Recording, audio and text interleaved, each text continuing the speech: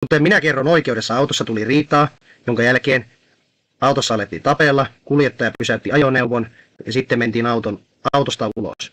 Tässä tämä lukee.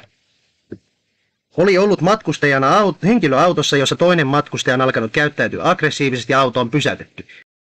Nämä esitiedot perustuvat Penttilän soittamaan hätäpuheluun. Tämä on vain arvaus. Ja siihen, että tätä on tutkittu alunperin, että autossa on tapahtunut jotain, on myös viittaus tästä poliisin tiedotteesta, mikä on siis 25. joulukuuta. Tässä lukee. Samana päivänä Lappeenrannassa valtatie 6 4 hengen autoseurueessa oli tullut riitaa, jonka seurauksena kuljettaja oli pysäyttänyt ajoneuvon. Tämä on Aleksandra Penttilän kuulustelukertomus. Ja tässä hän siis nyt ensimmäistä kertaa kuvailee tämän asian, että pääsin autoon puolittain istumaan, kun Jere löi minua nyrkillä ohimoon oikeaan silmäkulmaan. Minulla oli silmälasit, joiden sangat vääntyivät lyönnistä. Ja nyt voisi jokainen vähän niin kuin omassa päässään miettiä, että kun tässä ollaan kuljettaa paikalla, että kumpaa silmäkulmaa se isku mahtaa osua. Penttilä kertoi oikeudessa. Hän kuvaili hyvin tarkasti tämän hänen istuma-asennon.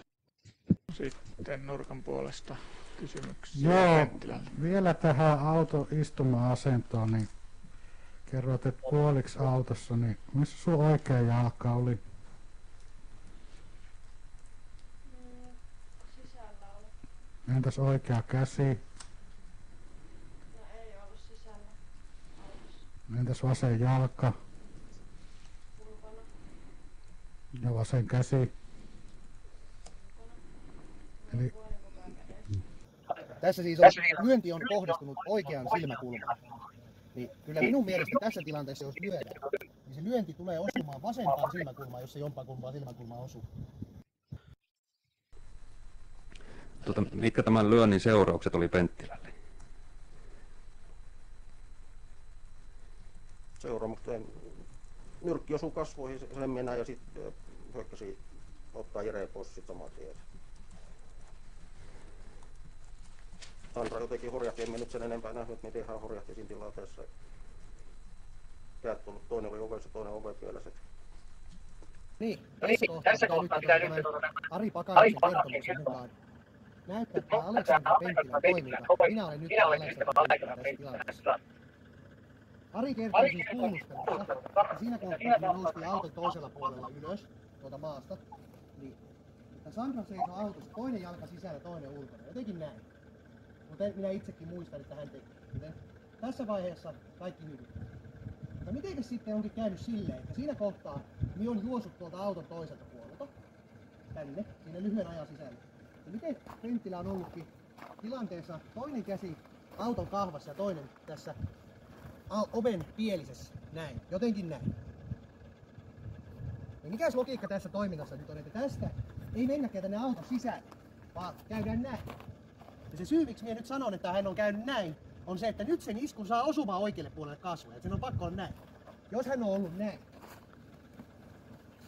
niin millä sen iskun nyt saa osumaan oikeaan silmäkulmaan?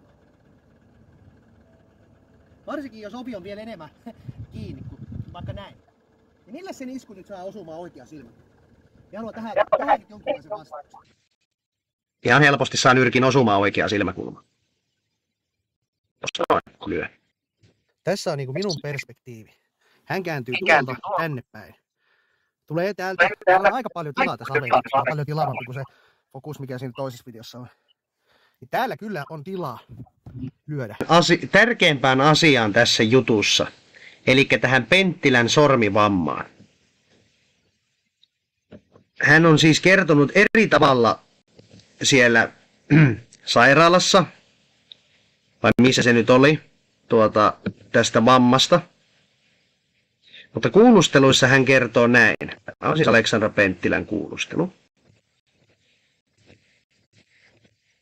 Mielenkiintoinen lause. Lyönnin voimasta käteni heilahti päin avointa auton ovea ja kädessä ollut puhelin tippui maahan ja ilmeisesti siinä myös sormeni murtui.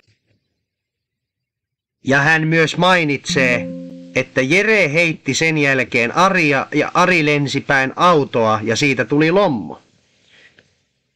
Tämä lommo on siis lommo, mitä Ari Pakanus ei ole missään vaiheessa maininnut sanallakaan. Ja seuraavaksi kuullaan, kun Penttilä mainitsee tämän lommon oikein.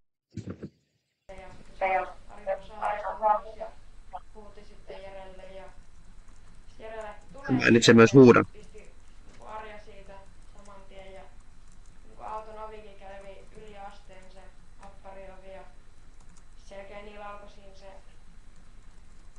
hommeli ja näin kun Jere pamautti Arin autoa vasten ja siitä tuli autoon lommo. Hän sanoi minun mielestä aika mielenkiintoisella äänensävyllä tämän lommo. Katsotaan nyt. Siinä on just tämmönen pieni lommo. Menee 2 sormea. Tähän menee 2 ihmisen sormea, mutta ei 2 miusormea. Selvästi Penttilä sormien kokoinen lommo. Tässä autossa ei ole mitään muuta lommoa havaittavista kyleessä.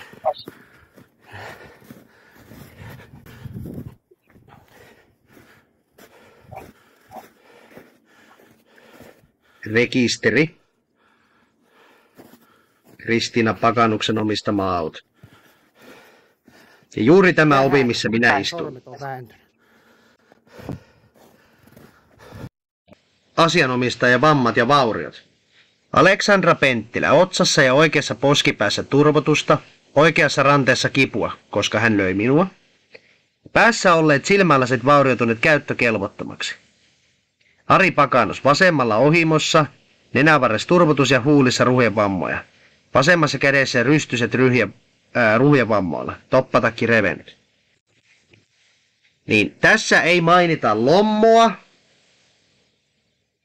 ei sormea, eikä puhelinta.